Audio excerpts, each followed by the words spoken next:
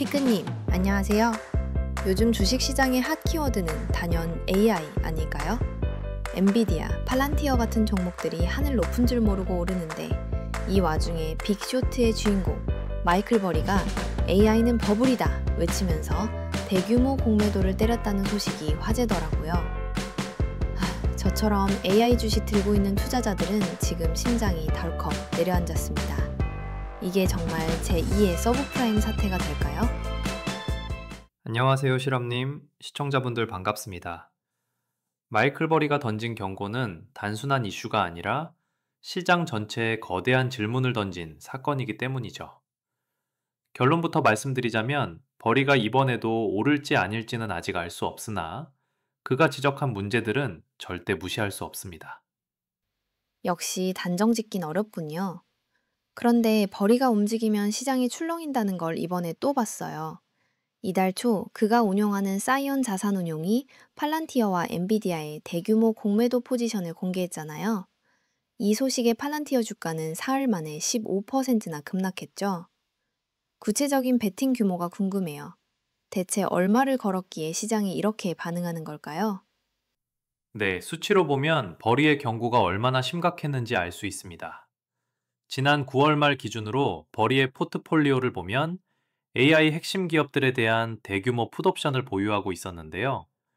엔비디아의 약 1억 8,700만 달러, 팔란티어의 약 920만 달러 규모입니다. 특히 팔란티어의 경우 버리가 공매도 포지션을 잡은 시점이 3분기 호실적 발표일과 맞물렸는데도 주가가 폭락했다는 것은 투자자들이 실적보다 버리의 경고 자체를 더 무서워했다는 방증이죠. 와, 수천억 원대의 베팅이라니. 정말 배짱이 대단하네요. 그런데 팔란티어 CEO 알렉스 카프는 칩거 온톨로주지를 공매도하는 건 미친 짓이라며 반박했잖아요. 기술 혁신에 베팅한 CEO의 입장에서 보면 당연한 반응 같기도 하고요. 버리도 이 반박에 또 응수했다면서요? 맞습니다. 버리는 특유의 냉소적인 말투로 카프와 그의 온톨로지가 13F 보고서조차 해독하지 못한다 라며 맞받아쳤죠.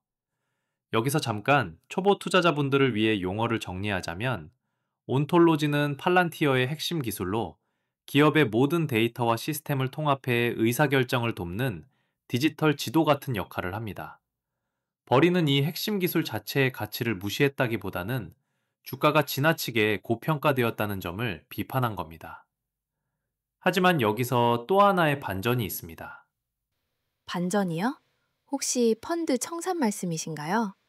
AI 버블에 베팅해놓고 갑자기 자신의 헤지 펀드를 청산하고 고객 자본을 돌려주겠다고 발표한 거요?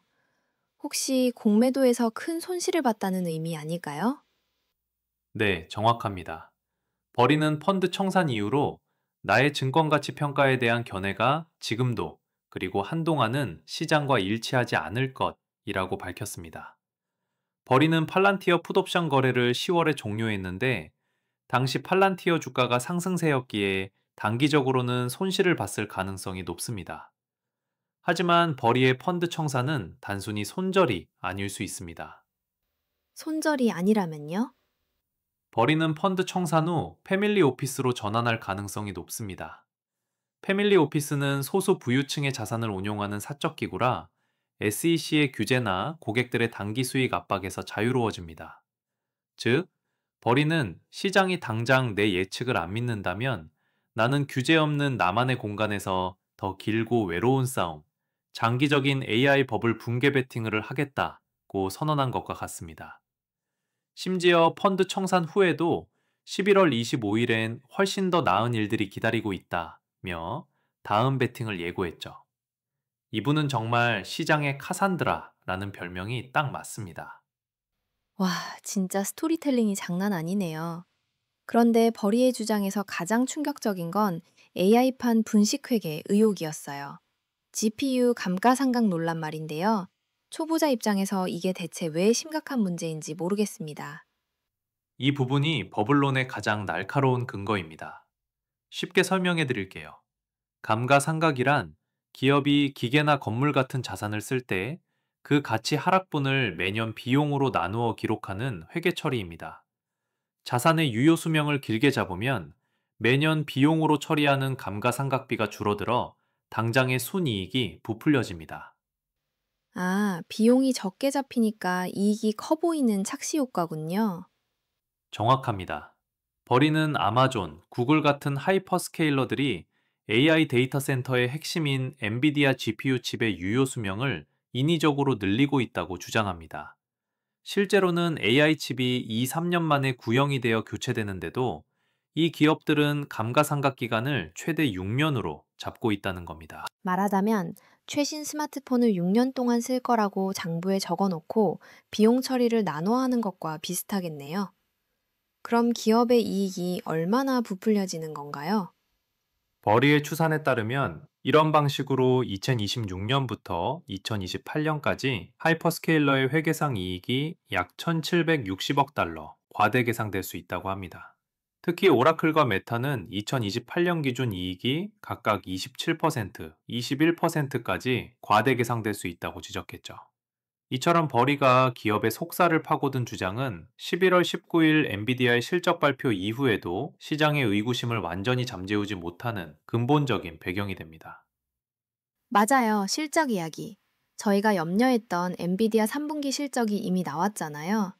다행히 시장 예상치였던 549억 2천만 달러를 넘어 570억 1천만 달러의 매출을 기록하며 어닝 서프라이즈였고요.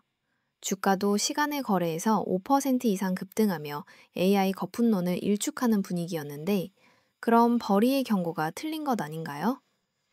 엔비디아는 이견의 여지 없이 AI 칩 시장의 황제임을 증명했습니다. 데이터 센터 매출이 전년 동기 대비 66% 폭증하며 전체 매출의 약 90%를 차지했죠.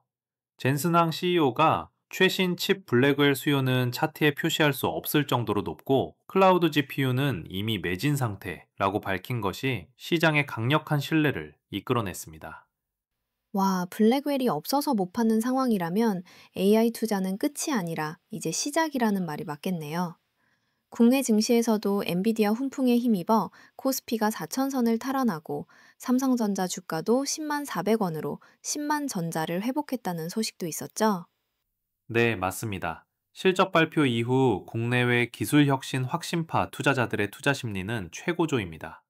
젠슨항 CEO도 AI 인프라 투자는 아직 GDP의 1% 수준에 불과하며 과거 통신망 확산기 비교하면 정점에 도달하지 않았다고 주장하며 AI 버블론을 정면으로 반박했습니다.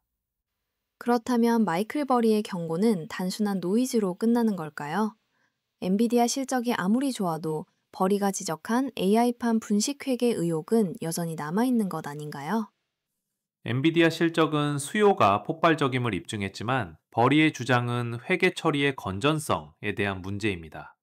엔비디아가 아무리 칩을 많이 팔아도 이 칩을 구매한 하이퍼스케일러들이 감가상각 기간을 늘려 잡는다면 결국 그들의 순이익은 과대 계상되어 주가 고평가를 유발하게 됩니다. 여기에 더해 투자은행 골드만삭스나 바클레이즈가 AI 시장이 아직 정점에 도달하지 않았다며 추가 투자 여력을 강조하고 있지만 이는 곧 AI 인프라에 천문학적인 자금이 계속해서 투입된다는 것을 의미합니다. JP모건에 따르면 향후 5년간 5조 3천억 달러가 필요한데 이 부족분을 그림자 금융까지 동원해야 하는 상황입니다. 와, 결국 엔비디아를 둘러싼 축 속에서도 투자 자금의 출처와 규모, 그리고 회계적 착시라는 두 개의 거대한 그림자가 남아있는 거네요. 2000년대 닷컴 버블 때 미국 전역에 광케이블을 깔았지만 95%가 방치된 것처럼 이번에도 거대한 데이터 센터와 GPU가 유휴 자산이 될 수도 있다는 경고로 들립니다. 맞습니다. 결국 AI가 버블인지 패러다임 전환인지를 가르는 결정적인 기준은 수요의 지속성입니다. 지금처럼 챗봇 형태의 언어 모델만으로는 이 막대한 투자를 정당화하기 어렵습니다. 시장이 바라는 것은 물리적인 세계에서 인간 노동을 대체할 수준의 에이전트 AI, 즉 피지컬 AI, 로보틱스, 자율주행로의 진전입니다. 엔비디아와 테슬라가 로보틱스에 역량을 집중하는 것도 이 때문이죠. 그러니까 AI가 이야기를 하는 단계를 넘어 실제 일을 할 수 있어야 이 버블이 정당화된다는 말씀이시군요. 그럼 투자자 입장에서 우리가 지금 당장 주목해야 할 최종 이벤트는 무엇이 남았을까요? 네, 이제 남은 두 가지 큰 이벤트를 주목해야 합니다. 첫째, 12월 FOMC 회의에서의 금리 결정입니다. 금리가 높은 수준에서 유지된다면 AI 인프라 투자의 자금 조달 비용이 부담이 되어 투자가 위축될 수 있고, 이는 곧 AI 수요에 타격을 줄 수 있습니다. 그리고 마지막 둘째는 당연히 11월 25일 마이클 버리의 다음 메시지입니다. 펀드를 청산하면서 예고한 그의 새로운 베팅이 무엇일지, 그것이 시장에 또 어떤 충격을 줄지, 우리는 시장의 광기와 냉철한 분석 사이에서 외로운 길을 걷는 마이클 버리를 계속 주시해야 합니다. 저희 채널은 이처럼 복잡하고 어려운 경제 이슈를 파헤쳐서 여러분이 경제적 자유를 위한 자신만의 실험을 성공적으로 이어갈 수 있도록 계속해서 생생한 소식을 전달해 드릴 겁니다. 다음 편을 놓치지 않으려면 구독과 좋아요를 통해 저희 채널의 실험 소식을 꼭 받아보세요.